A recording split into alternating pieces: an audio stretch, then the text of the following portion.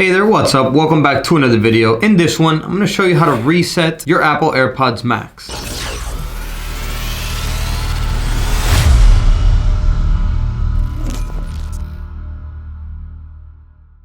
Alright, so I'm going to show you how to reset your Apple AirPods Max, and the reason you may want to do this, maybe you want to unpair it from a device so that you can go ahead and connect it to a different device, or maybe it's not working properly now with your iPhone and you want to just disconnect it so you can be able to reconnect it to see if it starts working normally again. So these are the situations that a reset would help, and I'm going to show you how to do that. Let's get right into it. Alright, so what you want to do is on the device that it's connected, you want to go to settings and Bluetooth just so that you see the device there. And what you're going to do is you're going to press and hold both the digital crown and the noise cancellation button right here. So you're going to press and hold both of them down for a few seconds until you will notice on the screen of your iPhone that the AirPods Max has disconnected. So let's go ahead and do that now. Let's press them both. It's going to take a few seconds, so give it some time. After about like 15-20 seconds, it will disconnect, and then this message will appear on your phone so that you can reconnect your AirPods Max. So then if you're going to connect it with the same device, go ahead and follow the prompts here and connect it. Or now you can go ahead and connect it with a new device. How you connect it with a new device is obviously you open up Bluetooth on that new device, and what you're going to do is you're going to press and hold the noise cancellation button for a few seconds until the light down here at the bottom starts blinking in white. So let's go ahead and do that now. Start pressing it and it's going to shut off, and then after a few seconds it will start blinking white and it will appear on your iPhone screen again so that you can connect your AirPods Max. So just go ahead and follow the prompts and your AirPods Max will now be connected